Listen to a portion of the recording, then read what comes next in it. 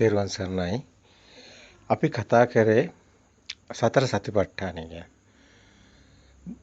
කායानुපස්සනාව, වේදනානුපස්සනාව, ධම්මානුපස්සනාව, චිත්තානුපස්සනාව. හැබැයි මේ සතර සතිපට්ඨානය තුළ අපි කතා කරන කායानुපස්සනාව, වේදනානුපස්සනාව, චිත්තානුපස්සනාව, ධම්මානුපස්සනාව කියලා කියන්නේ ස්කන්ධයමයි. අපි ඒක කලින් දේශනා කරනකොටත් ඒ අදහස ඉදිරිපත් කරා. ස්කන්ධයේ උදේවැය දැකීම තුළිනුයි මේ සිත හට ගන්න ආකාරය දැකීම වෙන්නේ. ස්කන්ධානම් පාතිභාවෝ ආයතනනම් පටිලාභෝ අයං උච්චේ ජාති කියනකොට මේ ස්කන්ධය නිසා ආයතන හැදෙන්නේ. ඇස කියන ආයතනය හැදෙන්නේ. එතකොට ඇස කියන්නේ මෙතන මස් ඇස නෙමෙයි. මේ අපිට මේ පේන මේ මස් ඇහැ නෙමෙයි. මෙතන ඇස කියන්නේ ඒ ක්ෂණයක හට ගන්න දෙයක්. ඒ ක්ෂණිකවමයි ඇස හට ගන්න. මේ මොහොතේ මේ දැන් ක්ෂණිකව ඇස හට ගන්නවා. දැන් අපිට පේනවා කියන කාරණාව සිද්ධ වෙන්නේ ඇසක් හදාගෙනයි. හැබැයි මේ ඇස කියන එක ක්ෂණිකව හට ගන්නවා කියන එක ඔබ නුවණින් දැකිය යුතු කාරණයක්. ඔබට මේක බාහිරින් හමු වෙන දෙයක් නෙමෙයි. මේක නුවණට ප්‍රත්‍යක්ෂ වෙන්නේ. දැන් මේක පවතින ඇයක් නෙමෙයි. ක්ෂණිකව මේ මොහොතේ අපි මේ බලන හැම දෙයක්ම අපි ක්ෂණිකව හදාගෙන ඇස හදාගෙනයි බලන්නේ. ඇස කියන්නේ මසස නෙමෙයි. මසස කියන්නේ කැමරාවක්. ඒක ප්‍රතිබිම්බයක් හදන්නේ. ඒක ප්‍රතිබිම්බයක් අපිට බාහිර තියෙන ඒ කිරණ හතර මහා භූත ස්වභාවය නෙමෙයි. අපිට මේ කැමරාව ගත්ත ෆොටෝ එක තුල අපි දකින්නේ මේකේ පුජ්‍යලයෝ. අපි දකින්නේ දෙයක්, පුටුවක්, ඇඳක්, ගහක්. එතකොට මේවා ඇවිල්ලා සිතුවි චේතන. එතකොට මේවා ඇවිල්ලා අපි හදා ගන්න තියෙන එක මනෝ විඥාණයෙන් හැදෙන්නේ. එතකොට චක්කු විඥාණය කියන්නේ මේ ගන්න ෆොටෝ එක. ඒක ඇවිල්ලා ප්‍රතිබිම්බයක්. ඔබ බලන්න කැමරාවෙන් ගත්ත ෆොටෝ එකක්. දැන් කැමරාවෙන් ෆොටෝ එකක් අරගෙන බලන්න දැන් මේ ෆොටෝ එකේ ඒ ෆොටෝ එක පින්තූරයක්. ඒකේ තියෙන පාට ටිකක්. ඒකේ නෑ ආත්මීය දේවල්. ඔබට ඒක පැහැදිලිනේ. ඡායාවක් නේ, චිත්‍රයක් නේ. කැමරාවෙන් ෆොටෝ එකක් ගත්තාම ඒකේ තියෙන විදිහ නෑනේ ආත්මීය දේවල්. අන්න ඒකම තමයි මසසේ මෙන්න මේ ඇස කියන කාරණාව Taman දකින්න ඕනි. නුවණින් දකින්න ඕනි. ප්‍රසාදවත් වෙනවා කියන තැන. ආලෝකයක් තිබුණොත් තමයි මෙතන දිලිසීමක් වෙන්නේ. යම්කිසි දිලිසෙන පෘෂ්ඨයක් තිබ්බොත් ඒක තමයි ප්‍රසාදවත් වෙනවා කියන්නේ. ආලෝකයට ප්‍රසාදවත් වන්නේ මේ ඇස කියන. ඇස හදාගෙනයි අපි එතකොට තියෙන්නේ. ඒක ප්‍රසාදවත් වීමක්. ඒ ආලෝකය අටගත්තාම තියෙනවා නැත්තම් නැහැ. ඒක හේතු නිසා හටගෙන හේතු නැති වෙනකොට නැති වෙනවා කියන්නේත් ඒකමයි. ඇස හටගන්න හේතු තියෙනවනේ. දැන් අන්ධකාරයක ඇසක් උපදින්නේ නැහැ. ඒකට ආලෝකයක් තියෙනවනේ. එතකොට මේ ආලෝකය නිසායි ගසත් ආලෝකයක් නිසා පොළවක් තිබුණොත් ප්‍රතිබිම්බයක් පතිත වෙනවා. හැබැයි ගසත් ආලෝකයක් පොළවත් නිසා මේ ප්‍රතිබිම්බය හටගන්නේ. අන්න ඒකම තමයි තින්නම් සංගති පස්සෝ කියලා මේ ස්පර්ශය කියන කාරණාව ගන්න. හැබැයි මෙතන පොළවක් නැතුනොත් මේ ප්‍රතිබිම්බය වදින්නේ නැහැ. ඒත් අපිට ප්‍රතිබිම්බය හම්බ වෙන්නේ නැහැ. ඒ වගේම ආලෝකය නැතුව හම්බ වෙන්නේත් නැහැ. ගස නැතුව මේක සෙවණැල්ලක් හම්බ වෙන්නේත් නැහැ. ගසක් නැතුව සෙවණැල්ල හම්බ වෙන්නේ නැහැ. ආලෝකය නැතුව හම්බ වෙන්නේ නැහැ. පොළොව නැතුව හම්බ වෙන්නේත් නැහැ. තින්නම් සංගති පස්සෝ තුනක් හැමතිස්සෙම ස්පර්ශයට හේතු වෙනවා. ඒකයි චක්කුංච පටිච්ච රූපේච උප්පච්ච චක්කු විඥානං තින්නම් සංගති පස්සෝ කියලා අර විඥානය කියන්නේ ඒක ස්පර්ශය කියලා ගන්න. මනසට ස්පර්ශ වෙන්නේ. සම්පස්සේ කියන්නේ හැමතිස්සෙම මනසට. ඒක ධම්ම. ওই ස්පර්ශය හරහායි ධම්ම එන්නේ. ධම්ම කියනකොට ගන්නෙ විඳීම් හැඳිනීම් දැනගැනීම. වේදනා සංඥා සංකාර. මනසට අරමුණු වෙන්නේ නැහැ බාහිර. මනසට අරමුණු වෙන්නේ ධම්ම විතරයි. ඔබ මේක නුවණින් දැකිය යුතුයි. හැබැයි ක්ෂණිකවයි මේක හටගෙන නිරුද්ධ වෙන්නේ. මේක පවතින දෙයක්ුත් නෙමෙයි. අනිත් එක තමයි ඕකටම තමයි මනෝ විඥාණයෙන් හටගත්ත දෙයට තමයි හිත කියන්නේ. දැන් මෙතනදී අපි චිත්තචෛසික කියලා කතා කරන අභිධර්මයේදී ඒ කතා කරන්නේත් චෛසික කියන්නේ අර විඳීම් හැඳිනීම් දැන ගැනීම. සිතුවිලි. ඒකට තව විදිහකින් අභිධර්මයේදී කතා කරනවා පටිඝ සම්පස්සයට අදිවචන සම්පස්සයක් කියලා ස්පර්ශය ගැන කතා කරනකොට. එතරම් පටිඝ සම්පස්සය කියන්නේ බාහිරින් එන මේ ආලෝකයේ ප්‍රසාදය. මෙතන ඉල ස්පර්ශය සම්පස්සේ. ස්පර්ශ වෙන තැන. එතන පටිඝ සම්පස්සේ බාහිරින් වදින තැන අදිවචන සම්පස්සේ කියන්නේ විඳීම හැඳින්ගෙන දැනගැනීම සිතුවිලි. අපි කිව්වා අර බෙරේකට රබානකට ගල් කැට ටිකක් දාලා එක පැත්තෙන් ගැහුවම ඩුම් ගාලා අනිත් පැත්තෙන් ග්‍රර් ගාලා වෙනින් ගල් කැට වල සද්දෙත් එනවා. අන්න විඳීම හැඳින් මේ පැත්තේ තියෙන දේ නෙමෙයි එහා පැත්තේ. තව අපි මෙතනදී උපමාවක් ගත්තා. ඔබට මේක පෙන්වන්න අර කායනුපස්සනාවේදීත් ඒක අපි ගත්තා. චිත්තානුපස්සනාවේදීත් ඒක අපි පෙන්නුවා එක විදිහකට. මේ කියන්නේ සිමෙන්ති ෆැක්ටරි එක මේ කොන්ක්‍රීට් ස්ට්‍රක්චර්ස් හදන ෆැක්ටරි එක ඇතුළට දානවා මේ මැෂින් එකේ ඇතුළට සිමෙන්ති වැලි ගල් වතුර ඇතුළට දානවා. අර පටික සම්පස්සේ. ඒ කියන්නේ එළියෙන් එන ආලෝකයේ ඒ දේවල්. එතකොට මේක ඇතුළේදී එළියට ඵලයේ විදිහට ආයෙ හැදිලා එළියට එන්නේ සිමෙන්ති වලින් හැදුණු සත්තු, ගස්, බඩු මුට්ටු, දේවල්, පුජ්‍යලය. මේ හිතේ හැදින. අන්න ඒ වගේම තමයි දැන් කොන්ක්‍රීට් මේ මැෂින් එක වගේම තමයි අපිත් මේ හිතින් හදාගෙනයි විඳින්නේ. හිතින් හදාගෙනයි අපි ලෝකයක් හදාගෙනයි ජීවත් වෙන්නේ. අපිට දරුවෝ ඉන්නවා, අපිට ගෙවල් තියෙනවා, අපිට මේ හැමදේම කියන්නේ අපි හදාගත්ත දේවල්. මේවා එකක්වත් නැහැ. මේ අපි මායාව තුළ ඉන්නේ. සැබෑ ලෝකේ හීනේ. මේක දකින්න ඕනේ නුවණින්. මේ ඉන්න ගමන්ම දකින්න ඕනේ. ඒක තමයි මේ සැබෑ කාරණාව. මේක දකින්න වෙන ක්‍රමයක් නැහැ.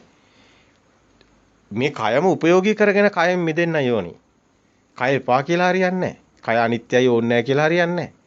මේ කය දර්ශකයක් කරගන්න ඕනි. කය අරමුණු කළානේ කයට හිත තියලානේ සමතේටත් වඩන්නේ.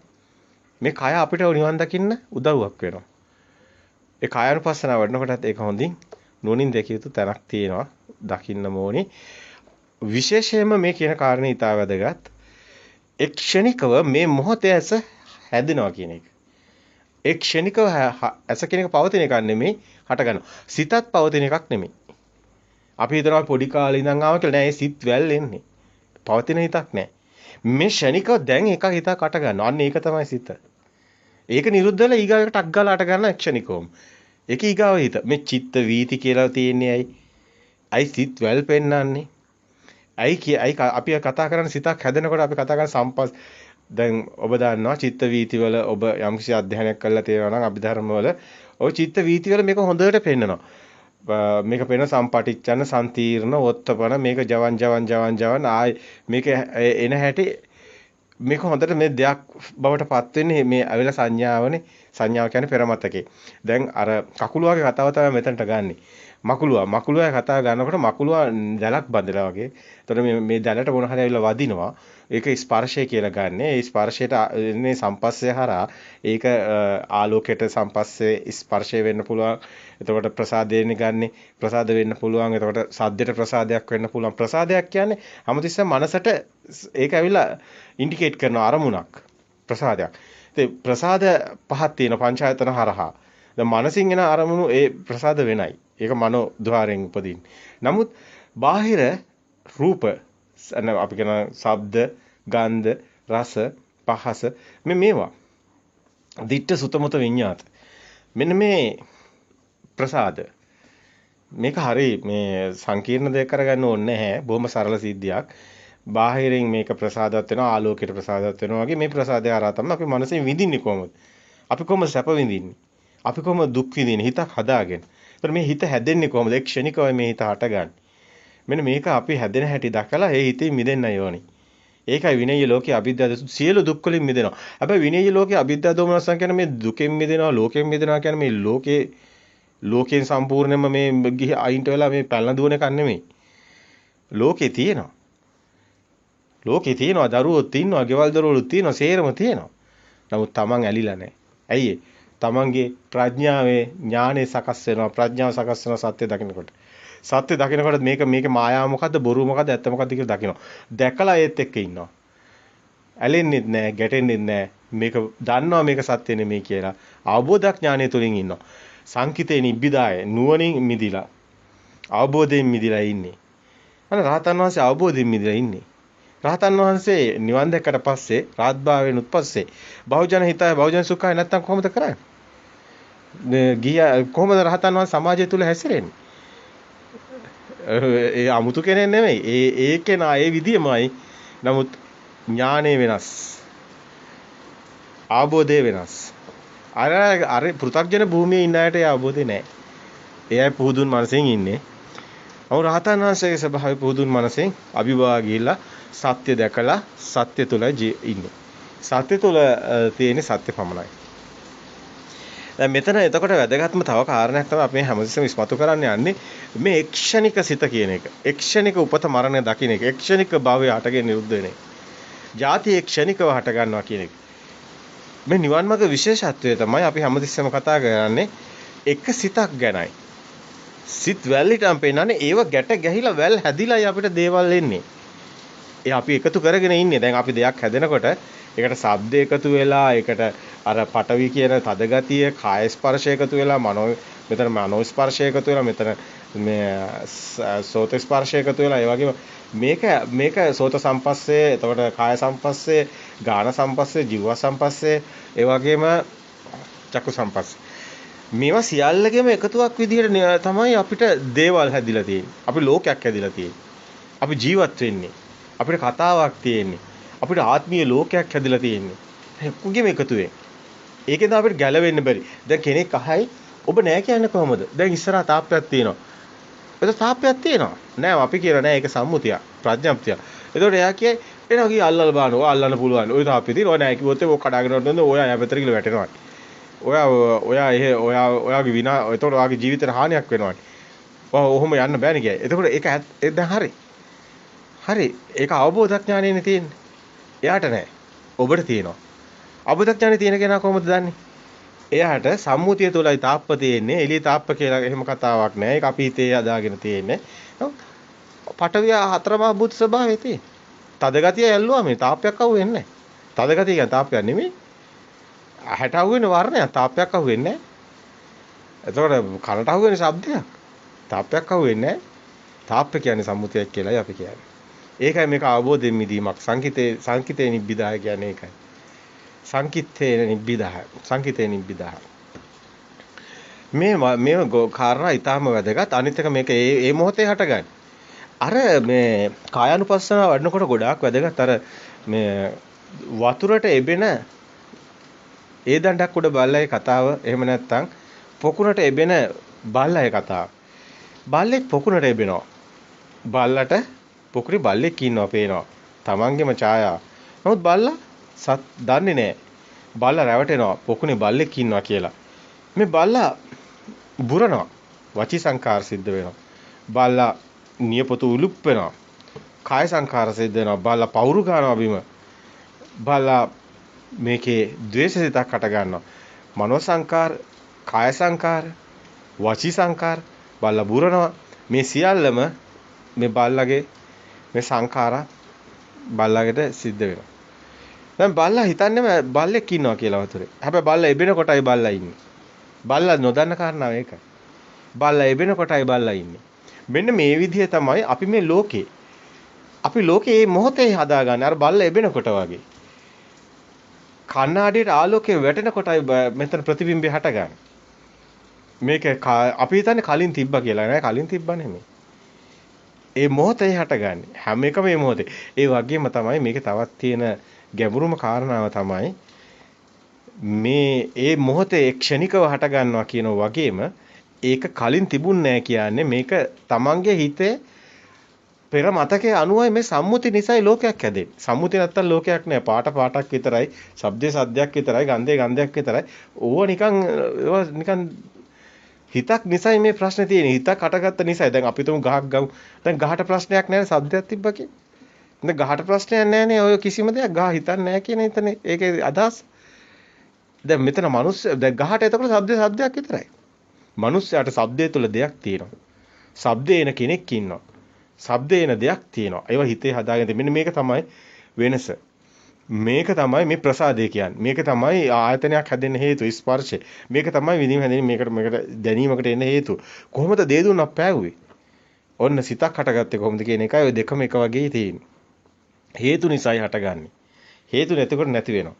හැම ක්ෂණිකවම හේතු හටගෙන හේතු නැතිකොට නැති වෙන ක්ෂණිකව සිත කරනවා.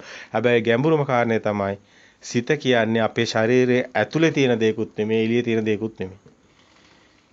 ඔය සිත තියෙන්නේ මේ කය ඇතුලේ නෙමෙයි. ඔය සිත තියෙන්නේ කයෙන් එළියෙත් නෙමෙයි. කය එළියේ තියෙන ආලෝකයට මේ තියෙන ප්‍රසාදේ නිසා සිතක් හටගත්ත කියන්නේ එළියට අයිතිත් නෑ, ඇතුළට අයිතිත් නෑ. මෙන්න මේක තමයි ගැඹුරුම කාරණා. කෙනෙකුට මේක අවබෝධ කර ගැනීම ඊටාම අසීරුයි. මේක හරිම සියුම් කාරණාවක්. ඒකයි බුදුන් වහන්සේ දේශනා කරන්නේ මහණෙනි හිමිදිරි උදෑසන තනාග පිපිනි දිය බිඳක හිමිදිරි උදෑසන තනාග පිපි ඒ පිනි බිඳක යමෙක් දේ දුන්නත් දකීද ඒ එක්තරා එකම කෝණකින් ඒකට අදාළ කෝණයෙන් බැලුවොත් විතරයි පේන්නේ. ඒක සියුම් කාරණයක්. ඕන විදිහට බැලුවා කියලා ඔය පිනි බිඳේ දේ දුන්නත් දකින්න ලැබෙන්නේ නැහැ කියනවා. මේක බුදුන් වහන්සේගේ උපමාවක්. උපමා ආශ්‍රයෙන් තමයි මේ ධහම ලෝකෙට හෙළි කරන්නේ. මේ සබහා ධහම ලෝකෙට හෙළි කරන්න බෑ භාෂාවකින්. ඇත්තම කතාව. මේක භාෂාව සිතුවිලි තුලයි තියෙන්නේ. ඒ සිතුවිලි කියන්නේ මායාව. මායාවකින් අවබෝධ කරන්න බෑ. ඒක නිසායි මේකට උපමා ගොඩාක් ඉදිරිපත් කරන්න හේතුව. දැන් ලුණු රස භාෂාවකින් කියන්න පුළුවන්ද? කවදාවත් කියන්න බෑ. පැණි රස භාෂාවකින් කියන්න පුළුවන්ද? කවදාවත් කියන්න බෑ. පැණි රස කායවේ නැත්තම් එයා දන්නේම නැහැ. කවුරු හරි කෙනෙක් ජීවිතේට ලුණු කාලා නැත්තම් ලුණු රහ ගැන අපි කොච්චර කිව්වත් එයා දන්නවද? දන්නේ මේකයි භාෂාවට කරන්න බෑ කියන්නේ. මේකයි මේක භාෂාව අභිබවාගෙන යන ඥානයක් කියන්නේත් මේකයි. මේක මේ නිවන් මඟ කොහොමත් උපමා වලින් මේ තමන්ගේ මේ මායාව සිතුවිල්ල අවබෝධ කරන එක අපි මේ භාෂාව හැදිලා තියෙන සිතුවිලි වලින් ඒක මායාව. භාෂාව කතා කරන්නේ ඔක්කොම මායාවට අයිති. ඒවා බොරු. අතර මේ භාෂාව තනිකර සත්‍යයක් නෙමෙයි. ඒක අසත්‍ය භූමියේ තියෙන අන්ධකාරයේ තියෙන්නේ. ඉතින් භාෂාවකින් හැමතිස්සෙම අපි කතා බහ කරාට ඒක අපි මායා ලෝකේ සත්‍ය කරගන්න කරන කතාවක් පමණයි. ඒක සත්‍ය ලෝකයේදී ඒ කියන්නේ අපි කතා කරන ලෝකෝත්තර භූමියේදී මේ සත්‍ය කතා කරන තැනේදී සත්‍ය අවබෝධ කරගන්න තැනේදී සිත අවබෝධ කරගන්නයි තියෙන්නේ. ඉතින් සිතින් සිත මුදව ගන්න නම් මායාවෙන් අපි මිදෙන්න ඕනි. මානසිකාරය නැතුව අපිට නිවන් දකින්න බෑ. මානසිකාරය කරන්නේ ඇත්තට ඒකෙන් මුදව ගන්න උත්සාහ කරන්න. ගැඹුරුයි. ඊටාම ගැඹුරුයි. ඉතින් ගැඹුරු නැත්තම් සරල නම් හැමෝම නිවන් දකින්නවනේ. ඒකනේ මේක නිවන් දකින්න නැත්තේ කවුරුත්. ඒකනේ කියන්නේ මහ පොළොව වගේ මිනිස්සු හිටියට මේ නියපොත්තට ගත්ත පස් ටික වගේ බොහොම ටිකයිනේ නිවන් දකින්නේ. ඕකනේ මෙහි තියෙන විශේෂයත් ඕකමයි. මේක සත්තුන්ට කරන්න බෑ. මේක කිසිම ලෝකයකට කරන්න බෑ. මනුස්ස ලෝකයකම උපදින්න ඕනේ. ඉතින් මිනිස්සෙක් වෙලාවේ විඥාන ධාතුවේ මුදව ගන්න මේ විඥානයනේ සකස් වෙවි යන්නේ.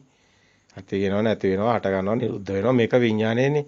මේ ශක්තිය ශුන්‍යත්වයක් නේ. මේක තේරෙන්නේ නැහැනේ කාටවත් තේරෙන්නේ නැහැ. කිසි කෙනෙකුට මේක ගලපන්න බෑ ලෙසි. මොකද්ද මේ හටගෙන නිරුද්ධ? ඇත්තටම බුදුන් වහන්සේ කියන්නේ මේ දුකෙන් මිදෙන වැඩ පිළිවෙලක්නේ. දැන් දුකෙන් ඉන්නේ දැන්නේ ඔයා දුකෙන් ඉන්නේ. දැන් ඔයාට දුක දැනෙනවනේ. දැන් ඔයා සැපෙන් හරි දුකෙන් හරි ඉන්නවනේ. උතනින් මිදෙන්නනේ චතුරාර්ය සත්‍ය තියෙන්නේ. ඔකම මරණින්මත් එකක් නෙමෙයිනේ. මරණින්මත් මිදෙන මේ ඒව ගැන දැන් කතා කරලා වැඩක් නැහැනේ. දැන් ඔබ නිවන් දකින්නයි කතා කරන්නේ. ඒකයි පච්චුප්පන්නේ මේ ධම්ම. මේ ධර්මයේ සාන්දිටික අකාලික ඒයිපස්සික ඕපනායක පච්චුප්පන්නේ ධර්මයක් වෙන්නේ ඒකයි. මේ මොහොතේ මේ දැන් නිවන් දකින්නේ. මැරලා නෙමෙයි. මැරුණාට පස්සේ වෙන මොකද කියලා කවුරුත් දන්නේ නැහනේ. ඒක බොරු කතාවක් නේ. ඒක මායාවක් නේ. අපි කතා කරන්නේ මේ දැන් දුකෙන් මිදෙන. ඔව් මේ දැන් සාන්ත සෝයටපත් වෙන්නේ. මැරලා නෙමෙයි. දැන් මෙන්න මේක සත්‍ය ඥානය ගැනයි අපි දැන් කතා කරන්නේ. සත්‍ය ඥානය ඒ කියන්නේ දර්ශනය ගැන. දර්ශනය ගැන කතා කරන්න කෙනෙකුට ඇත්තටම සතර සතිපට්ඨානය ගැන යම් කිසි අවබෝධයක් තියෙන්න ඕනි. මේ කය සත්‍යයක් නෙමෙයි. කය කියන්නේ ඇත්තටම මෙතන ඇවිල්ලා බාහිර තියෙන කයක් නෙමෙයි. ඇත්තටම අපි හිතින් හදාගත්ත කයක් තියෙන්නේ. කය කියන්නේ මේ ස්කන්ධෙටයි. කය කියන්නේ මේ තියෙන රූප කය නෙමෙයි. මෙතනදී අපි කතා කරන්නේ ස්කන්ධානම් පාතිභාව ආතනව. මේ මොහොතේ කයක් හැදෙනවා. දැන් ඇසක් පාටක් හැදෙනකොට දෙයක් හැදෙනකොට පුජ්‍යලයක් හැදෙනකොට දැන් මේ ඇවිල්ලා ප්‍රඥප්තියක්නේ හැදෙන්නේ. දැන් මේ ප්‍රඥප්තිය හැදෙනකොටම කයක් හැදෙනවා. අයියේ. ඇස කියන එක හැදෙනකොටම ඇසක් හැදෙනවා. ඇසත් එක්කම කයක් හැදෙනවා.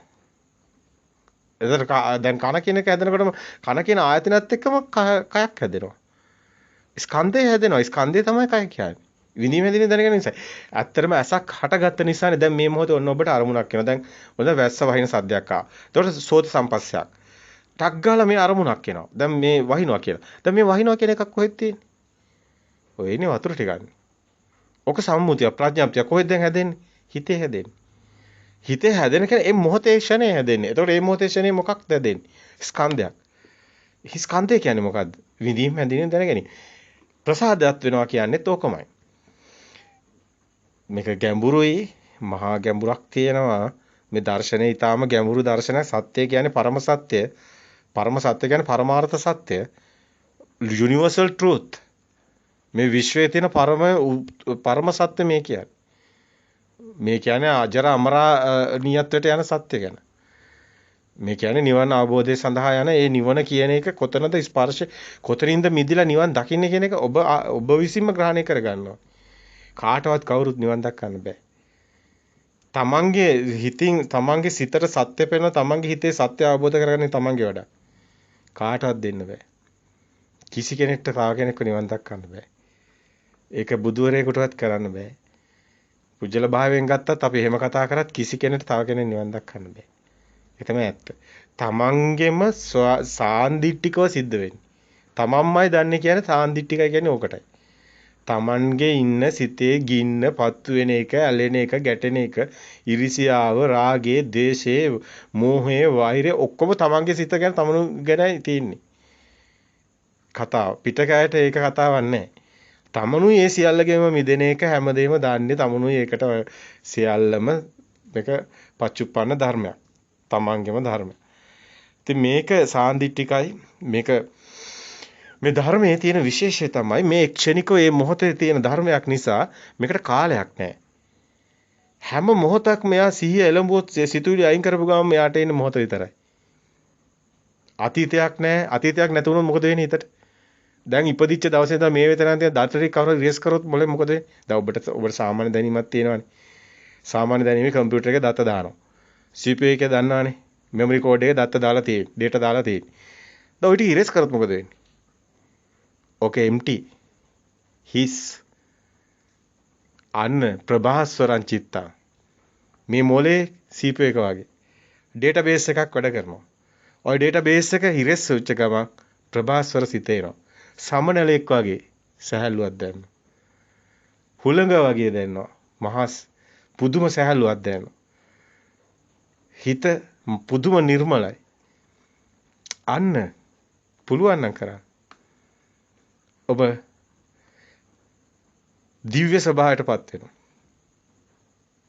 ඔබ දිව්‍ය ස්වභාවයටපත් වෙනවා. මනුස්ස ස්වභාවයේ තියෙන මෙන්න මේ තියෙන පුරාණ බිදන් කම්මවේ කියන තැන. පුරාණය කියන්නේ මතකේ. අපි පුංචි කාලේ ඉපදිලා තියෙන පුංචි දරුවා ප්‍රභාස්වර මේ ලෝකෙට එළිය දකින්නේ සුද්ධාත්මේ. ඒ සුද්ධ වූ ආත්මේක ප්‍රභවේ මූලේ. එතන නැහැ. ඉපදුනාට පස්සේ තමයි වැඩිහිටියෝ දාන්නේ මේ කහ පාට, මේක නිල් පාට, මේක රතු පාට. මේ හැඩතලයේ තියෙන මේක මල් පෝචි, මේක රවුම. බලන්න මොන්ඩිසෝරි ළමයෙකුට උගන්නන හැටි. ඔක්කොම දත්ත දාන්නේ කම්පියුටරේට අප්ඩේට් කරනවා. data දානවා, database එක හදනවා. දැන් data දාලා මෙයා ලොකු වෙනකොට මෙයාගේ database එක හදන්නේ මොකකටද? අර පොඩි කාලෙම දෙනවා. ඔයා දොස්තර කෙනෙක්ද වෙන්නේ? ඉංජිනේර කෙනෙක්ද වෙන්නේ? පොඩි කාලෙම database එක අප්ඩේට් කරනකොටම දානවා ටක් ගාලා එන්ටර් කරන එක.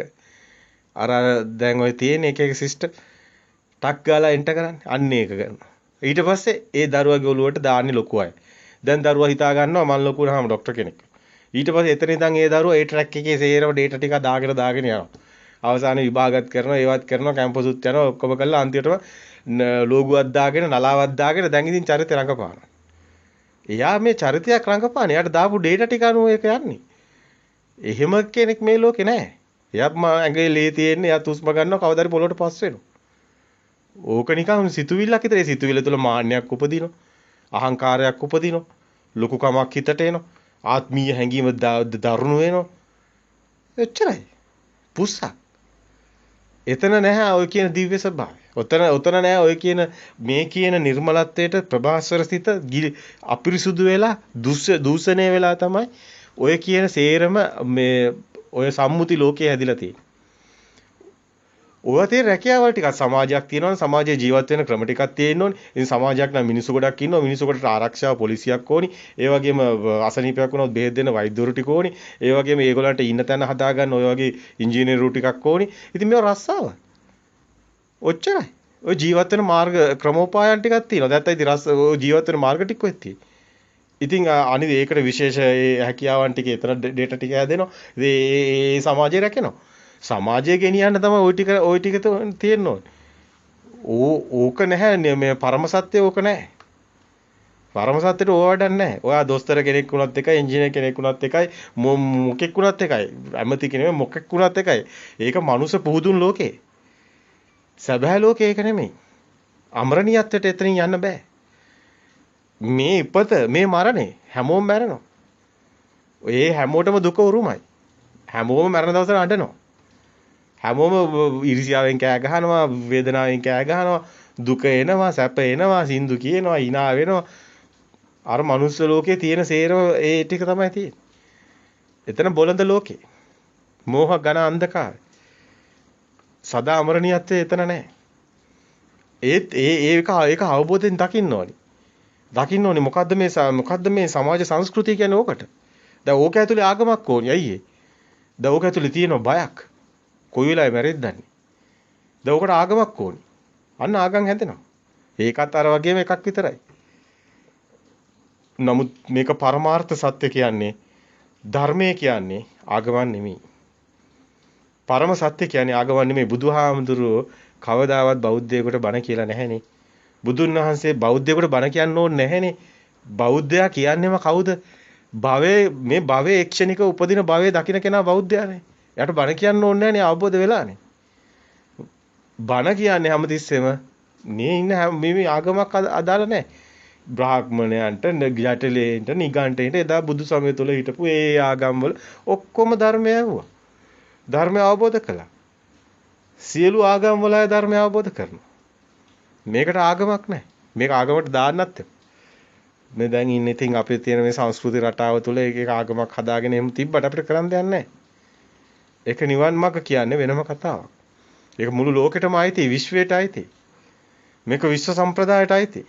මේක අවිලා මේ පෘථිවි සම්ප්‍රදායට අයිති එකක් නෙමෙයි. පෘථිවි සම්ප්‍රදාය තුළ ආගම අයිති. විශ්ව සම්ප්‍රදාය තුළ ආගමක් නැහැ. ධර්මතාවය විතරයි තියෙන්නේ. ඒ සදාතනික සුවේ එතන තියෙනවා. මිනිස්සු හැමෝම එකයි. මුළු ලෝකෙම පස් තියෙනවා. මිනිස්සු හැමෝම උස්ම ගන්නවා. මිනිස්සු හැමෝගෙම ඇඟිල්ලේ තියෙනවා. ආගම මිනිස්සුගේ සිතුවිලි විතරයි. පරම සත්‍ය නෙමෙයි. මිනිස්සුන් සම්මුති වලින් හදාගන්නේ පුස්සක් විතරයි. කවදාවත් ඒත යථාර්ථයේ සබාධාම තුල ඒක පායට පෑගෙන දූවිල්ලක් තරම්වත් වටින්නේ නැහැ. සබාධාම ඔබට දැන් උගන්වන පාඩම හොඳටම දැනෙනවා. මේ වෛරස් එක. කොරෝනා වෛරස් එක. මිනිස්සුන්ට මොනවද කරන්න පුළුවන්? මිනිස්සු එක මේ ඇහැට පේන්නේ නැති දූවිල්ලක්වත් තරන්නේ නැති එකේ අංශු මාත්‍රයකට ඒ වෛරස් එකකට මුළු ලෝකෙම කටවල් ටික වහන්න පුළුවන්. මාසයක් දාලා මුළු ලෝකෙම කටවල් ටික වහලා ඉවරයි. ආන්තරම් ලොකුද පොඩිද දුප්පත්ද පෝසත්ද ගෑනුද පිරිමිද ඇමතිවරුද මුක්කුද ඔක්කොම ඉවරයි. එක රැල්ලට යනවා. මුළු ලෝකෙම විනාශ වෙන්නේ ඒකයි කිව්වේ තප්පරයක්වත් යන්නේ නැහැ කියලා. මේ සබාධාමේ න්‍යාය ඒ තරම් භයානකයි. සබාධාමේ න්‍යාය හරියට කෙනෙක් දැක්කොත් ඒ න්‍යාය තුල මේ මිනිස් සංහතිය තුල සිතුවිලි මවලා කිසි දෙයක් කරන්න බෑ. සිතුවිලිත් අයිති වෙන්නේ සබාධාමටයි. සබාධාම සියල්ලම පරම සත්‍යයි. ඒක තමයි අපි ඉන්න බේස් එක. අපි ඒක උඩ ඉඳගෙන සිහිනමවන්නේ. සත්‍ය ලෝකයේ දකින්න හීන, නින්දේ දකින්න හීන අතර කිසි වෙනසක් නැහැ. දෙකම හීනයක් විතරයි. හීනේ කවදාවත් යථාර්ථයක් වෙන්නේ නැහැ. දකින්න මේක නුවණින්ම දැකිය යුතු කාරණයක් තියෙනවා. ඉතින් අපි පැහැදිලි කරන්නේ අද උත්සාහ කරන දර්ශන සමාපත්තියටයි. එතනට තමයි අපි හිත තියාන්නේ. නමුත් අතරම ඊට වැඩි අපේ අතින් ගොඩාක් දේවල් ඔබට ඉස්මතු වෙනවා. ඒ තුල තියෙන සත්‍යමයි. ඒ සත්‍ය ඊටම වැදගත්. සත්‍ය අවබෝධ කරගත්ත කෙනෙකුට සත්‍ය තොර දෙයක් නැහැ. ඇත්තටම උට කියන්න අවශ්‍යතාවය නැහැ. ඵලය මේව ගැන කිසිම අදහසක් අපිට නැහැ. අපි ඒව ගැන වැඩි මේ ගැන අපිට අදහස් නැහැ. ඒක නිසා අපිට ඒව නෙමෙයි අපේ අදහස. අපේ අදහස හිතින් මිදෙන එක. එක්ෂණික හිත දැකලා කවුරු හරි ඒන අරමුණු ගැන කතා කරනවා නම් ඒන අරමුණු වලින් මිදෙන ඒ රටාව ගැන කතා කරනවා නම් අපි සතුටුයි කතා. ඒ ගැන බෙදා හදා ගන්න. අපි සතුටුයි ඊට තව මොන හරි දෙයක් එකතු වෙන්න ඕනද? ඒන මිදීම ප්‍රත්‍යක්ෂ නම් ඔහු මහා ශ්‍රේෂ්ඨයි. ඔහු මනුස්ස ඒ කියන පුජ්‍යල භාවයේ මිදෙන තැන නම් සබහාදහමට ඔහුගේ සබහාදහම සමග ඔහු මිශ්‍ර වෙනවා නම් සබහාසහමට ඔහු එකතු වෙනවා නම් එයයි සිදු වෙන්නේ. ඒ තුල ඔහුට දුකක් නැහැ. ඒ තුල පුජ්‍යලයක් නැහැ. ඒ තුල මිනිසෙක් නැහැ. ඒ තුල තියෙන දිව්‍ය ස්වභාවය, බ්‍රහ්ම ස්වභාවය, අභිභවාගිය, බුද්ධ ස්වභාවය, රහත් ස්වභාවය, සියලු දේ මිදුණු ස්වභාවයට එතරම් තියෙනවා. හමු වෙනවා. ඒ මග යන්නේ. මේකයි අපි ඇත්තටම සාරාංශව පෙන්නනවා, කෙටියෙන් පෙන්නනවා. පොඩි දැක්මක් දෙනවා හැමතිස්සෙම. ඔන්න ඕකයි මග කියලා. ඇත්තටම ඒකයි මග. මේ තුල සුගති පරායන වෙනවා. හැබැයි නිවන තුලයි සුගති පරායන වෙන්නේ. කවුරු හරි කෙනෙක් මේක එක සැප හොය දඟලලා ඊට පස්සේ මරනකොටත් තවත් ඔය හැරි ලෝකයකට යන්න දඟලනවා නම් සැප හොයන්න. එයාට කවදාවත් ඒක හම්බ වෙන්නේ ඒක වෙන්නේ මේ සිතේ සිතුවිලි වලින් මිදෙන තැන තියෙන සාන්ත සුවයටපත් වෙනවා නම් අන්න අපි කතා කරමු ඕනනම් විවේකද ප්‍රීති සුඛ සුකුම සත්‍ය සංඥාව සකස් වෙනවා. පොට්ටපාද සූත්‍රයට එමු. ඒක තුළ බුදුන් වහන්සේ පොට්ටපාද බ්‍රාහ්මණයට හොඳට පැහැදිලි කරනවා විවේකද ප්‍රීති සුඛ සුකුම සත්‍ය සංඥාව කියන්නේ මොකක්ද කියලා. මේ සිතේ තියෙන ස්වභාවය හැමතිස්සම සැප හොයන ස්වභාවය ඒක කම්සප කියන එකට ඇලි ඒ කම්සප පස්සෙම දුවලා හති වැටිලා ඒක එපා වෙච්ච දවසට අර ගිහි ජීවිතය තුළ සැපම හොයලා මිරිගුව පස්සේ දුවලා අර මුවෙක් වගේ වතුර කියලා මිරිගුවට දුවලා අතර හති වැටිලා මැරෙන්න ලඟ වුණා.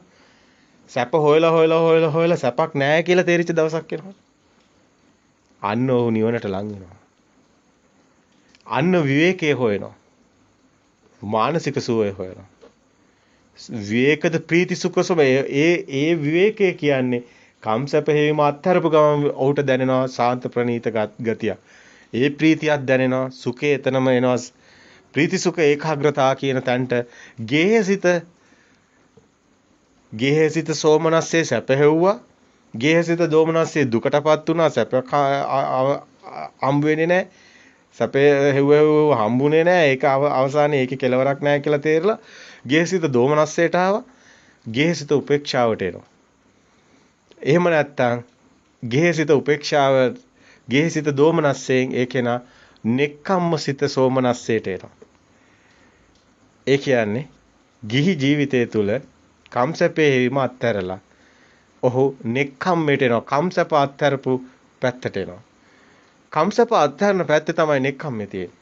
නෙක්ඛම්මසිත සෝමනස්සය කියන්නේ ඒක සැපයි කියලාත් හැබැයි දකින්න.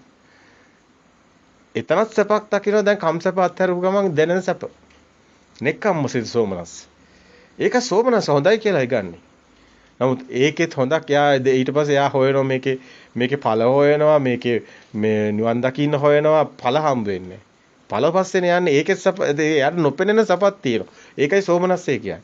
නෙක්ඛම්මසේ සෝමනස්සේට ආපු කෙනා ඒකෙත් ඵල හොයනවා.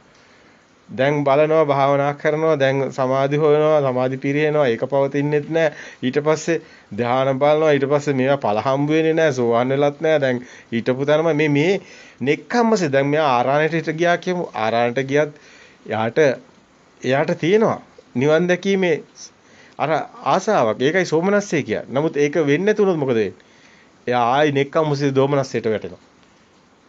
දැන් ඉතින් ඒත් කමන්නේ මම පව් කරන්නේ නැහැනේ මං ඉස්සර වගේ දැන් නැහැනේ දැන් මං මෙහෙම සිල්වත් දැන් මම මෙහෙම මංගාව අඩු ගානේ මෙහෙම ගුණාංග ටිකක් හරි තියෙනවනේ කියලා අන්න නෙක්ඛම්මසිත උපේක්ෂාවට ආවොත් අනේ නෙක්ඛම්මසිත උපේක්ෂාව තියෙන තැන හිත විරාග නිස්සිත නිරෝධ නිස්සිත ඒ නිබ්බිදාවට ගියොත් ඒ කම්සපයක් දැන් ඔහුට නැහැ.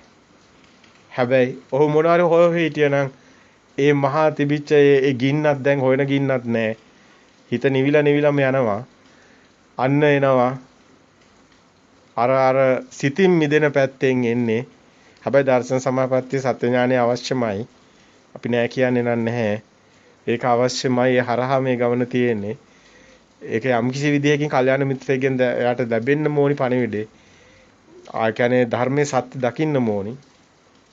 මේ ලෝකේ සත්‍යයක් නෙමෙයි බව, මේ ලෝකේ බොරුවක් බව, මායාවක් බව, මේක හිතේ ඇදෙන බව, හිතෙත් හත ගන්න දේ මේ මොහොතේ විතරයි, ඒ ෂණේ විතරයි. මෙන්න මේ පණිවිඩය ලැබෙන්න ඕනි කාගෙන් හරි. මේ දර්ශන සමාපatti සත්‍ය ඥානෙ ලැබෙන්න ඕනි. අන්න ඒ කන වැටුනොත් හරි, යාට දැනුනොත් හරි, එයාගේ තියෙන සකස් වුනොත් නෙක්ඛම්මසිත උපේක්ෂාව තුළ නිබ්බිදන්ති විරාගාන්ති විරාගාන්ති නිරෝධාන්ති නිරෝධාන්ති පටිනිස්සග්ගාන පස්සේ සියල්ලගෙම මිදිලා නැවත සකස් නොවන නිවනටපත් වෙන්න හේතු වෙනවා. මෙන්න මේ කාරණේ ඊටාම වැදගත්. මෙතනදී අපි කතා කරේ සැප තියෙනවා කියලා සංඥාව පස්සේ මිරිගුවක් පස්සේ මේ දුවන කම්සැප පස්සේ දුවන ඒ ස්වභාවය ගැන අපි කතා කරේ. මෙන්න මෙතන සංඥාව මිරිගුව අනුව ඒ රවට මුලා වෙලා ඒ මිරිගුව තියෙනවා කියලා හිතාගෙන දකින ඒ අනුවන අර මුවෙක් වගේ දුවන ගමන. බාහිර දකින හැම දෙයක්ම ඔබගේ හිතේ හැදුණු සංඥාවමයි මිරිගුවමයි. ඔය හැඩතල දෙයක් කරගෙන නම් දී ඒවාට නම් දීලා තියෙන්නේ ඔබමයි. සංඥාව බාහිර තියෙන දෙයට සමාන වෙන්නේ නැහැ. මොනම වෙලාවක වෙන්නේ නැහැ. සංඥාවට විතර්ක කළා ගත්ත රූප, ශබ්ද, ගන්ධ, රස, පහස හැඩතල වලට අනුව අපි බාහිරයට දාලා බලලා හිතින්ම හදාගත්ත සම්මුති නම් යොදාගෙන ලෝකයක් මවාගෙන ඒ තුල සැපදුක් හදාගෙන පුජ්‍යලය සත්තු දේවල් එක්ක හිටියට ඒවා අපේම හිතේ හැදුණු මානසිකාර ලෝකයක් විතරයි. බලන්න ඔබ බාහිරින් ඇති සියල්ල, ඔබ ඉස්සරහා ඇති සියල්ල, මේ දැන් ඔබ ඉදිරිපිට ඇති සියල්ලම නමක් තියෙනවා. නමක් නැති දෙයක් ඔබේ ඉදිරිපිට නැහැ. ඔය නම් ප්‍රඥාප්ති ඔබ විසින්ම සම්මුති ලෝකයක් හදාගෙන මනසින්ම හදාගෙන හිතින්ම හදාගත්ත ලෝකයක්. බාහිර නෙමෙයි, හිතේමයි ලෝකෙ තියෙන්නේ. චිත්තේන නීයති ලෝකේ. සිතෙන්ම හැදුණු ලෝකේ. මේ සියලු සිතුවිලි දුකමයි. සබ්බේ සංඛාරා අනිච්චා යදා පඤ්ඤාය පස්සති. මේක නුවණින් දකින්න ඕනි. මේ සියලු සිතුවිලි වල ස්වභාවය යථාර්ථය. යදා පඤ්ඤාය පස්සති ප්‍රඥාවෙන් දකින්න ඕනි යථා තත්ත්වය. යදා පඤ්ඤා අත්ති නිබ්බාන්ති දුක්ඛේ එයන් දුකෙන් මිදෙන්න හේතු වෙනවා. ඒ සමග්ගෝ විසුද්ධිය විසුද්ධියට තියෙන එකම මඟ මේ සිතෙන් මිදෙන මඟමයි. ඇත්තටම මේ සූත්‍රවල දේශනා කරන්නේ බුදුන් වහන්සේ මේ අමරණීය වූ ඒ සදාතනික සෝයට පත්වන මේ මෙලොව ඇති උතුම්ම ධර්මතාවයයි. මේ ඇවිල්ලා ලෝකේ පවතින ඒ සබා දහමේ ඒ සිතුවිලි වලින් වැහිලා තියෙන ධර්මතාවය ඉස්මතු කරගන්න සිතුවිලි හැදුනේ කොහොමද, සිතෙන් මිදෙන්නේ කොහොමද කියන න්‍යාය ඉස්මතු කරන්න. ඇත්තටම බාහිර ඇති සියල්ල කැඩෙමිදෙන පිච්චෙන එනම් රුප්පණය වන හතරමහා භූත විතරමයි. රුප්පන්තිකෝ ආවසෝ රූපං වදයති කියලා බුදුන් වහන්සේ දේශනා කරන්නේ ඒකයි. එයමයි රූපේ. ඔබ එය ඇසුරු කරගෙන සංඥාවට විතර්ක කරලා හදාගත්ත ප්‍රඥප්ති රූපේ උපාදාය රූපේ සිතේ හැදෙන්නේ. පවතිනක් නෙවෙයි. සිතේ හැදුණු රූපයක් තියෙන්නේ. රූප සංඥා කියන්නේත් ඒකමයි. ඒ නිසාම ඔබට දුක ගෙනල්ලා දෙනවා. ඔබ බාහිරින් හදාගත්තේ කුමක්ද? දෙයක් වේවා, කෙනෙක් වේවා. ඉන්න ඔබට උරුම වන්නේ දුකම පමණයි. මිරිගුව වතුර ගලනවා වගේම පේනවා. හැබැයි ඒ මිරිගුව මිස වතුර නොවේ. හැඩතල හමු වෙනකොටම ඊට අදාළ නාමයේ සිහි වෙනවා. ඒක ධර්මතාවයයි. සංඥාවට විතරක කළා හැඩතල හදාගෙන ඒ හැඩතල බාහිරෙන් හමු වෙනකොට ඒ හැඩතල වලට හිතින්ම නම් හදාගෙන ඒව සම්මුති කරගෙන සියලු ආයතන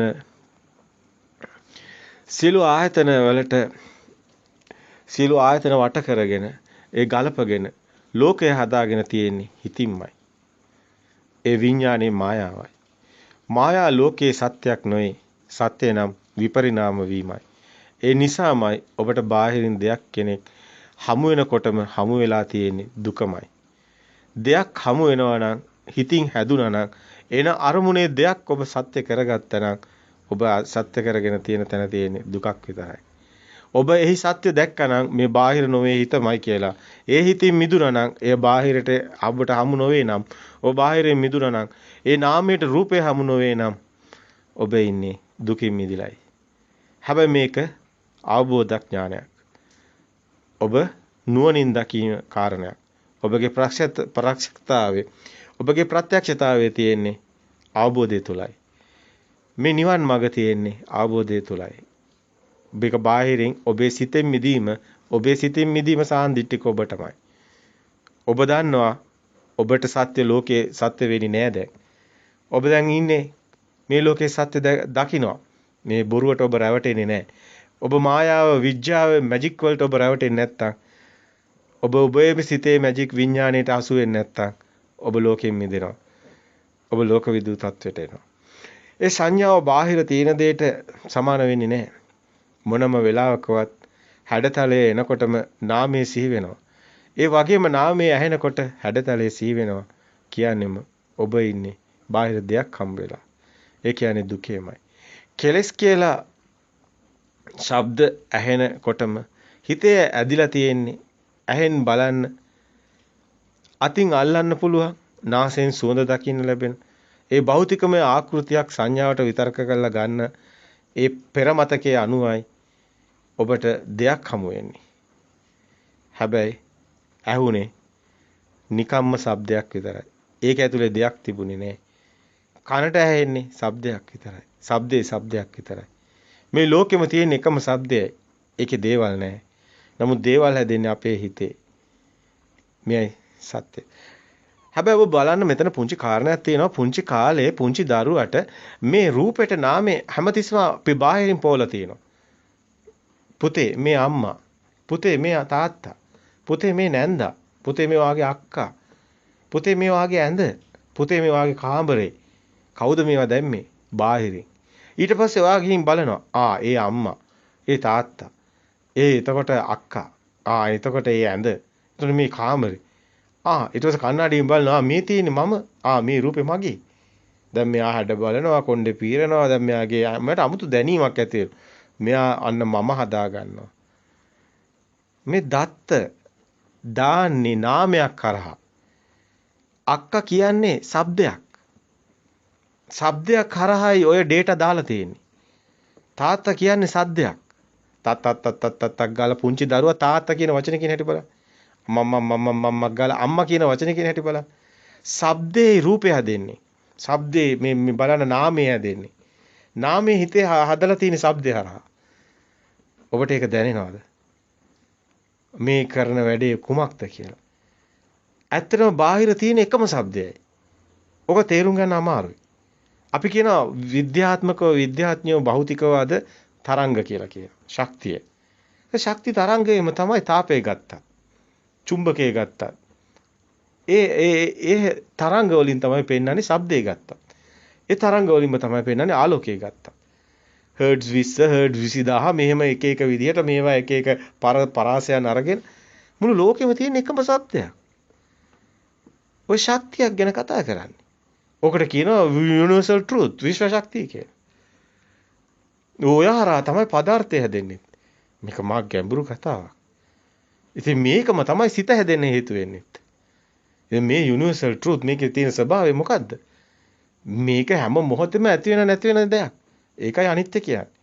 පවතින දෙයක් නෙමෙයි. දැන් ඔබ ලයිට් එකක් දැක්කත් ලයිට් එක පත් වෙලා තියෙන එකක් නෙමෙයි. ඕක නිවි නිවි දැල් වෙනවා. නමුත් ඕක වේගෙ වැඩි. ඒක නිසා ඔබට පේන්නේ දැල් වෙලා තියෙනවා. ඔබට ඇතිවීමේ තියෙන රටාව ඒ වේගය නිසා ඇතිවීමේ ස්වභාවය තුළ ඒ තියෙන ආලෝකයම පේනවා. නමුත් ආලෝකයක් නැහැ. හැම මොහොතෙම නැති වෙනවා. ෂණේ මේක වේගයෙන් සිද්ධ වෙනවා ෂණයෙන්. නමුත් ඒක අපිට පේන්නේ නැහැ වේගය නිසා. නමුත් ඔය විදුලියේ එන වේගය අඩු වුණොත් ඕකට ඔය ෂණික එන ඔය මේ ශක්තිය අඩු වෙගෙන ගියොත් මොකද වෙන්නේ? ඕක නිවි නිවි දැල් වෙන බල්බයක් වෙනවා. අන්න ඔබට දැනගන්න පුළුවන්. දැන් ඕක නිවෙන බව. ආලෝකේ නිවෙන්නේ ඒකයි. මේ අනිත්‍ය කියන්නේ මේකටයි. දැන් ඔබ අනිත්‍ය නෙමෙයි නම් ඔබගේ ශරීරය ඉපදුණු දවස් ඉඳලා ඒ සයිස් එකට තියෙන්න ඕනේ. ඕක විපරිණාම වෙන්නේ වෙනස් වෙන්නේ අනිත්‍ය නිසා. ඔය ගහක පැලයක් හැදිච්ච දවසක් කොහොමද වෙනස් වෙන්නේ? අනිත්‍ය නිසා. මේ අනිත්‍ය කියන්නේ හරි සුන්දර කතාවක්. ඉර පායන්නේ අනිත්‍ය නිසා, කලවර වෙන්නේ අනිත්‍ය නිසා, ලෝකේ කැරකෙන්නේ අනිත්‍ය නිසා. මේ අනිත්‍ය කියන්නේ මේක පවතින්නේ නැහැ. ඇති වෙන නැති වෙන ස්වභාවය මේ කියන්නේ. මේක තමයි මුළු ලෝකෙම කතාව. මේ පරම සත්‍ය. මේක ගැඹීර කතාවක්. අපිට මේ අපි ඉන්න මේ මායාවට රැවටිලා මෙහෙම තියෙනවා කියලා ගත්ත සියල්ලම නැහැ. ඇත්තම කතාව. සේරම බොරු. සේරම ඇවිල්ලා මායාව, විඥානේ මායාව. මේක ඇත්තටම දේ දුන්න තියනවා වගේ තමයි. දේ දුන්න තියනවද නැහැ. දේ දුන්න අල්ලන්න පුළුවන්ද බෑ. දේ දුන්න නැද්ද? නැහැ තියෙනවා. මෙන්න මේ වගේ තමයි ඔබේ හිත. ඔබේ හිත හේතු නිසා හට ගන්නවා. දේ දුන්න හේතු නිසා හට ගන්නවා. හේතු නැති වෙනකොට දේ දුන්න නැහැ. ඔබේ හිතත් හේතු නැති වෙනකොට නැහැ. හිත ඇති වෙනවා සකස් වෙවි නැති වෙනවා. නමුත් අපි අල්ලගෙන ඉන්නවා ඉපදිච්ච දවසේ ඉඳලා දැන් ඉන්නෙත් එයාමයි කියලා. නෑ. ඉපදුණු දවසේ හිටපෙක් නෙමෙයි දැන් ඉන්නේ. එයා ඒ මොහොතේ මෙරි යනවා. මැරෙන්නේ හිත, කය නෙමෙයි. කය වෙනා හිත වෙනා. හිතේ තමයි මේ කියන ශක්ති ස්වභාවය තුල මේ අපේ සිතුවිලි හදමින් දුක ඇති කරන්නේ හිත. අපි විසඳුම් හොයන්නේ චතුරාර්ය සත්‍යයේ දුක නැති කරන මගක් බුදුන් වහන්සේ හොයන්නේ. ඒකයි චතුරාර්ය සත්‍ය, දුක්ඛ සත්‍ය, සමුදය සත්‍ය, නිරෝධ සත්‍ය, ආර්ය සත්‍ය පෙන්වන්නේ මේ ප්‍රතිපදාව තුළ. ඉතින් මේ දුකෙන් මිදෙන මගක් තමයි මේ නිවන් දකින්න මග. අපි නාමයේ අනුව හැඩතලය මැවෙන්නේ හිතට. හැඩතලය අනුව සිතට නාමයේ සී වෙනවා. හඩක් ඇහුණත් දෙයක් බාහිර ලෝකයෙන් මැවෙනවා. මෙතන තියෙන සිතුවිල්ලක් බාහිරට අදාළ නැහැ. මේක හිතේ හැදුණු සිතුවිල්ලක්. හැබැයි මේ හැඩතලේ තියනවාද කාමේ? හැඩතලේ තියනවාද ආසාව? හැඩතලේ තියනවාද මේ ඔය කියන ඔය බඩු මුට්ටු වලින් කියනවාද මම ලස්සනයි කියලාවත්?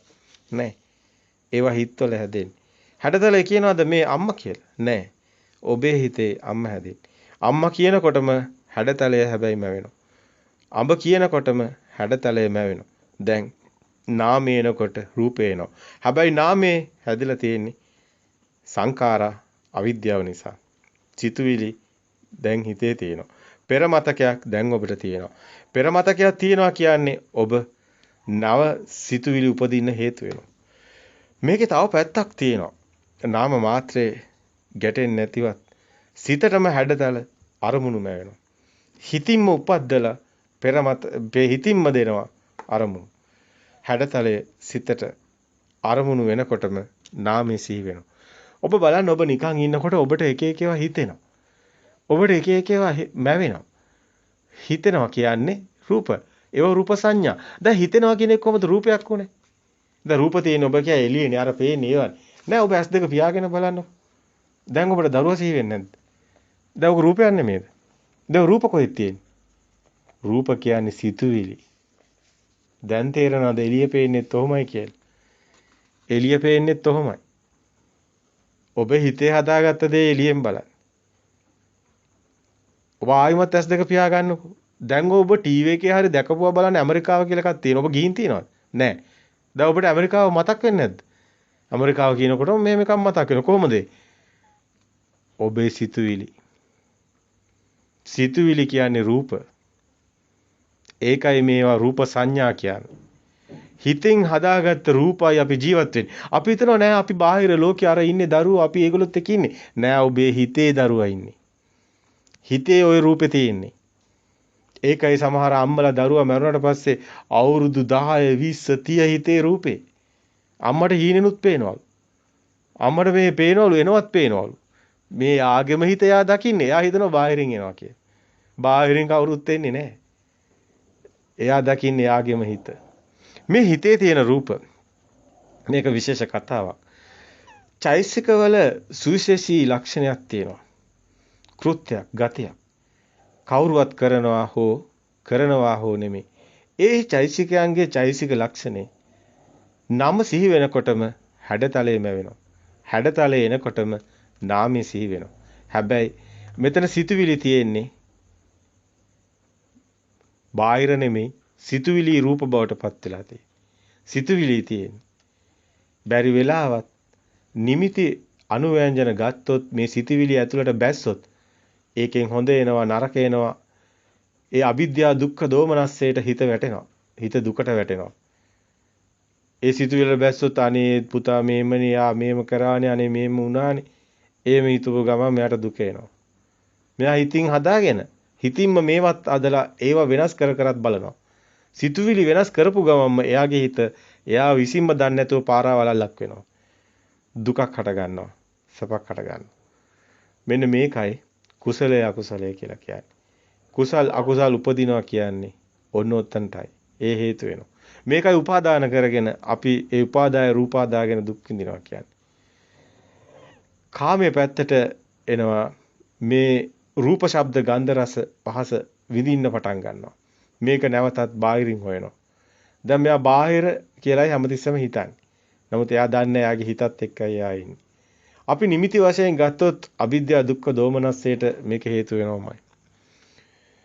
අපි නිමිති වශයෙන් අරගෙන තියෙන්නේ එහෙමනම් හඬ ඇහුණත් ඒ ශබ්දයක් ඇහුණත් මේ මොන දේ කොයි විදියට දෙයක් හරි මේකේ හදාගත්තොත් හිත ඇතුලෙන් ලෝකයක් හදාගත්තොත් ඒක බාහිර දෙයකට ඒ අපි සලකුණු කරලා ඒ සිතුවිලි කරලත් බාහිරින් අපි අරගත්තොත් යම්කිසි හැඩතලයක් මේ ඉන්නේ මේ තියෙන ගේ මෙන්න මේ ගේ තමයි මම මෙයා එක බාහිරට එකතු කරලා ගැට ගන්නවා මේ ඉන්නේ මේ තමයි දරුවා මේක දැන් බාහිරින් ගැට ගන්නවා මේ තියෙන්නේ මේක තමයි හැම එකටම බාහිරින් රූප හොය හොය එක එකතු කරනවා හිතේ අදුන් රූප සමහර වෙලාවට අපි කියනවා කෙනෙක් දැක්කම මට යාව හොඳට මතකයිනේ කොහෙද හරි හම්බෙලා තියෙනවා මේ කවදාවත් හම්බෙලා නැහැ නමුත් එයා එහෙම කියනවා අයියේ එයාගේ හිතේ මැවුණු රූප සංඥා තියෙනවා එයා හිතේ තියෙන රූපේ බාහිරට ඔන්න එයාට හම්බ වෙනවා අන්න එතකොට එයාගේ හිතනවා යාමට කලින් හම්බෙලා තියෙනවා මේ මායාව මේ විඥාන මායාව මේක ලේසි නෑ මේක අපි රැවටෙනවමයි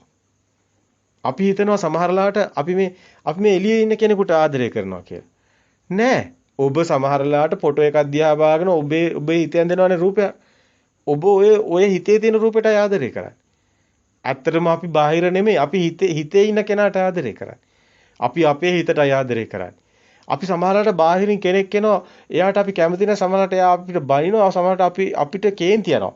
එතකොට අපි අපේ හිතේ තියෙනවා යා මෙහෙම කෙනෙක් එයා මට මෙහෙම කළා එයා මට මෙහෙම කළා තියෙනවා මං හොඳ පාඩමක් උගන්වනවා මේ මොකද්ද මේ එයා හිතේ හදාගත්ත කෙනාටයි බනින්නේ එයා එයාගේ හිතටයි බනින්නේ හදිසියක් මරන්න ගියොත් මොකද වෙන්නේ එයාගේ මාවුස අඩු වෙනවා ඒකයි කර්මය Tamanට පරිසම් දෙනවා කියන්නේ ඒකයි කර්මඵලයක් ඇති වෙලා තියෙන්නේ අන්න කර්මයක් හැදිලා තියෙනවා කොහොමද දැන් කර්මය හැදුනේ කර්මය හැදුනේ Tamanගේම පුරාණ බිදම් බික්කවේ කම්මම් වදාමි පෙර මතකයේ අනුව සකස් වුණු දෙයක් නිසායි කර්ම සකස් වෙන්නේ. පුරාණ බිදම් බික්කවේ කම්මම් වදා. කර්මය කියන එක අපි විසින්ම හදාගත්ත මායා වලල්ලක්. ඒක මායා වලල්ලක අපි කොටු කරලායි තියෙන්නේ. අපි විසින්මයි කොටු වෙන්නේ. මේක අවබෝධ කරගන්න එක නම් ලේසි නෑ. චක්කුන් රූපං දිස්වා ඇහෙන් රූපේ දැකලා ගායේන ගන්ධා දිස්වා නාසයෙන් ගඳ සුවඳ විඳලා සෝතේන ගන්ධා සෝතේන ශබ්දා දිත්වා කනෙන් ශබ්දය අහලා ජීහේන රසේ දිත්වා දිවෙන් රස විඳලා කායේන පොට්ටබ්බං උපතිස්වා කායෙන් පහස විඳලා අපි නිමිති අනුව්‍යංජන වශයෙන් මෙහෙම අපි අස කන දිවනාසයත් හදා ගන්නවා හදාගෙන ඒකෙන් මේ ගන්න මේ නිමිති අපි ඒවත් හදා ගන්නවා මේ ඔක්කොම අපිමයි හදාගන්නේ අපි හිතන්නේ නෑ බාහිර නෑ කිසි දෙයක්. මෙතන තියෙන සිතුවිලි වල කතාව හිතේමයි. අපි නිමිති අනුව්‍යංජන වශයෙන් මේවා අරගෙන මේවා හිතින් හදාගෙන අපි දුක් විඳිනවා සැප විඳිනවා. න නිමිත්තක් ගාහයි න අනුව්‍යංජනක් ගාහයි. කෙනෙක් නිමිති ගන්න නැත්තම් අනුව්‍යංජන ගන්නේ නැත්තම් බුදුන් වහන්සේ දේශනා කරනවා අන්නේ කෙනා සියලු දුකින් මිදෙනවා. ඔබ ඔය හිතට එන හැම දෙයකම දෙයක් ඒක හටගත හිතේ කියලා දකිනකොට මේ සත්‍ය ඥානෙ දැක්කොත් මොකද වෙන්නේ? ඔබ බාහිරට යන්නේ නැහැ. එතකොට ඔබට බාහිර රූපෙන් හැමෙන්නේ නැහැ. රූප ලෝකේ ඔබ මිදෙනවා. ඒ කියන්නේ මොකද්ද? ඔබ සක්කාය දිට්ඨි ප්‍රහීන කළා වෙනවා. සෝවාන් වෙනවා. කවදාවත් ඔබට බාහිර ලෝකේ බොරුවක් කියලා තේරුණාට පස්සේ බාහිර ලෝකෙක උපදීද? ඔබ උපදින්න සිත සකස් වෙන්නේ නැහැ. මහා දියුණුවක් ලබනවා.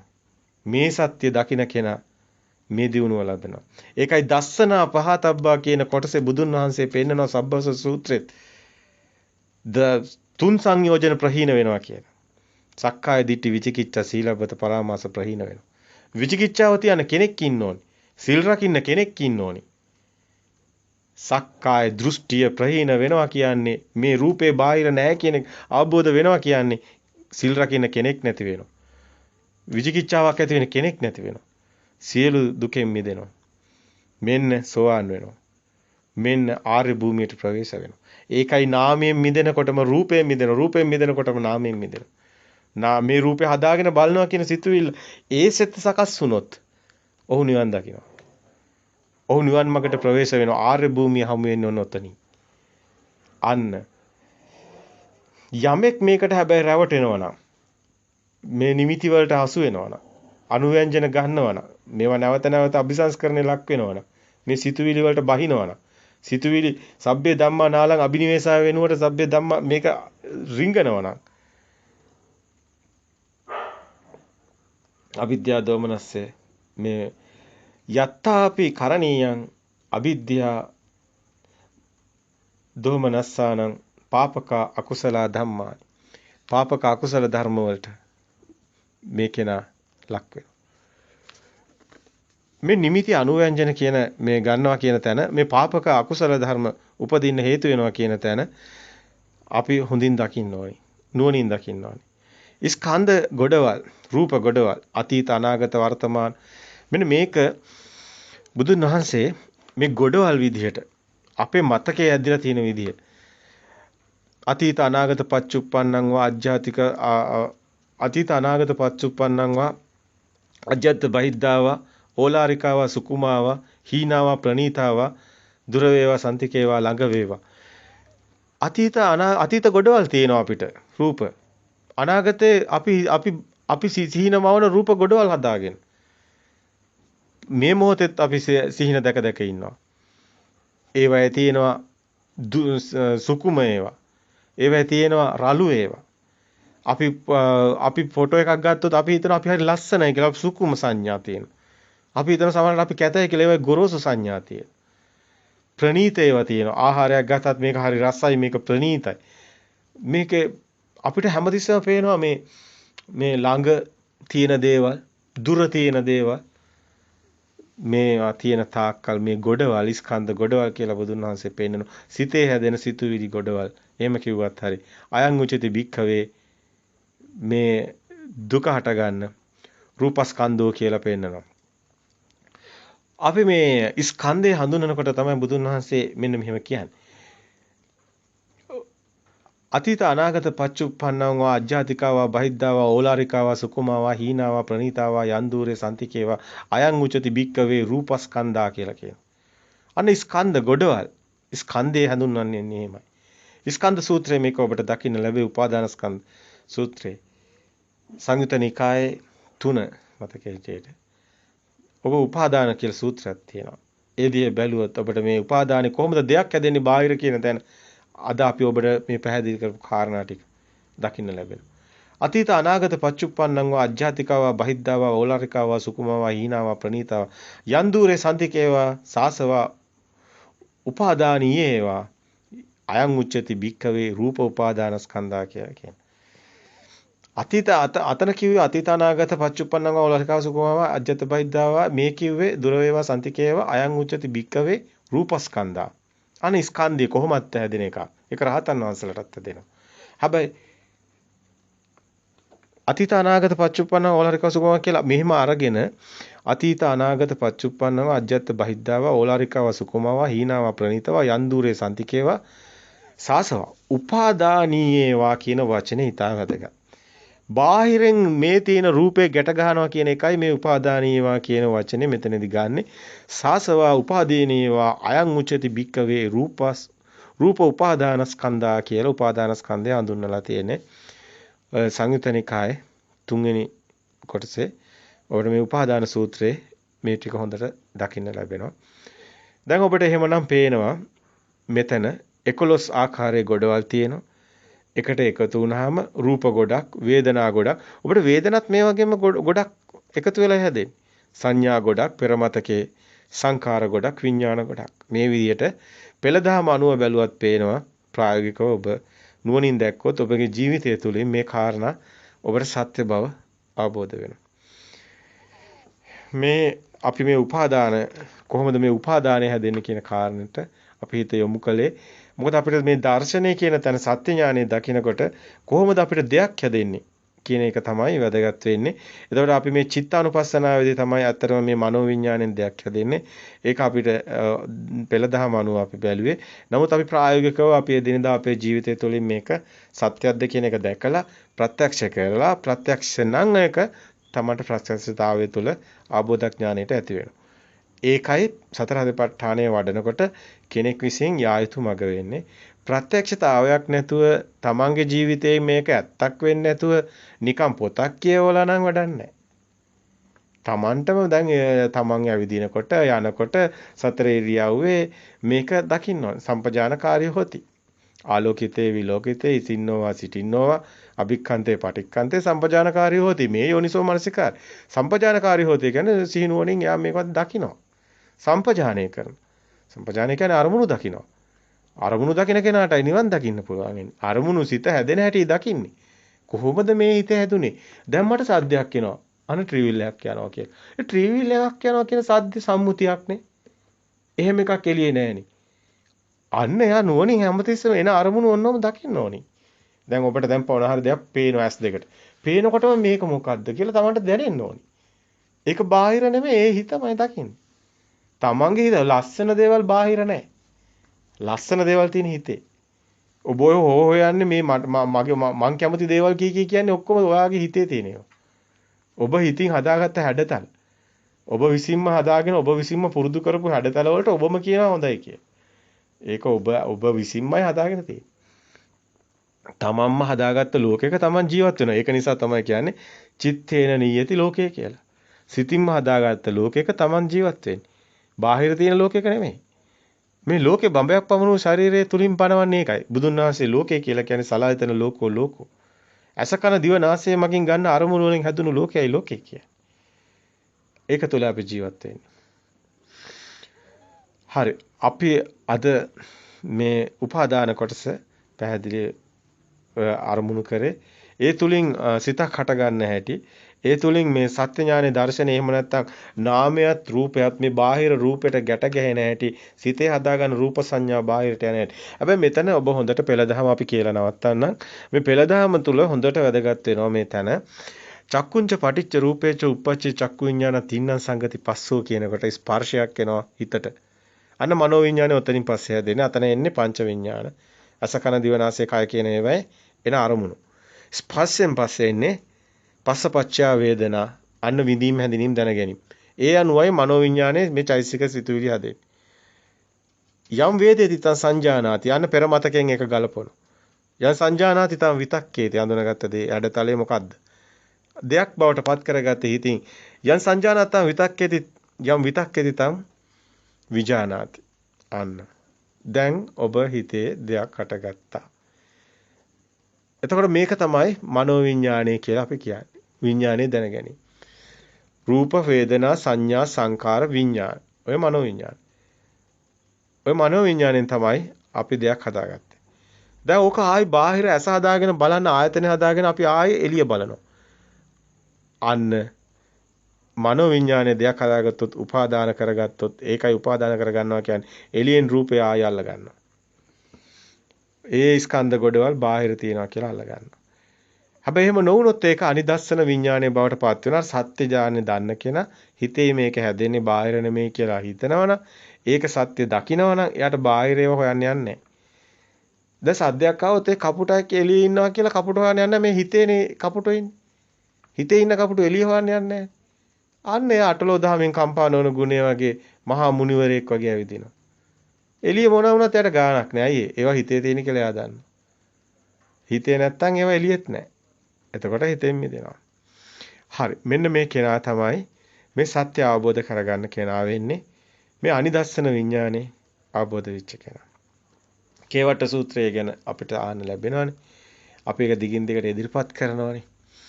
ඒ බ්‍රහ්මජාල සූත්‍රයේ ඒ කේවට්ට සූත්‍රය තුළ මේ විඥානං අනිදස්සනං අනන්තං සබ්බතෝ පබ. එත්ත ආපෝච පඨවි තේජෝ වායෝ නගහරති. එත්ත දීගන්ත රස්සං වා අනාතෝලං සුභා සුභා. එත්ත නාමන්ත රූපංච එසේසං උපරොජ්ජති. විඥානේන නිරෝධේන එත්තේතං උපරොජ්ජති. මේ විඥානයේ කියන සිත දෙයක් හදාගත්තට එහෙම දෙයක් බාහිර නෑ හිතේ තියෙන්නේ කියන එක අවබෝධ නම් එයාට විඥානේ බාහිරට පතිත වෙන්නේ නැහැ. අපපටිත්තිස විඥානේ බවටපත් වෙනවා. ඒ කෙනාගේ විඥානේ අනිදස්සන වෙනවා. දර්ශනපතේ හම්බ වෙන්නේ නැහැ. මායාව අවබෝධ වෙනවා. මායාවට රැවටෙන්නේ නැහැ. ලෝකෙන් මිදෙනවා. සියලු දුකෙන් මිදෙනවා. ඒතං සාන්තං ඒතං ප්‍රණීතං යදිද සබ්බ සංකාර සමතෝ සබ්බුපති පටිනිස්සග්ගෝ විරාගෝ නිරෝධෝ නිබ්බානෝ. එයමයි සාන්ත, එයමයි ප්‍රණීත. ඒ සාන්ත ප්‍රණීත නිවනට ඔබත් දවසකපත් වෙනවා. තෙරුවන් සරණයි. තෙරුවන් සරණයි. අපි කතා කරේ සතර සතිපට්ඨානය ගැන. කායानुපස්සනාව, වේදනානුපස්සනාව, ධම්මානුපස්සනාව, චිත්තානුපස්සනාව.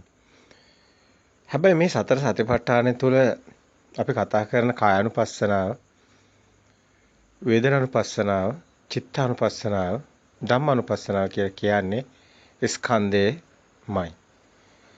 අපි ඒක කලින් දේශනා කරනකොටත් ඒ අදහස ඉදිරිපත් කරා. ස්කන්ධයේ උදේවැය දැකීම තුළිනුයි මේ සිත හට ගන්න ආකාරය දැකීම වෙන්නේ.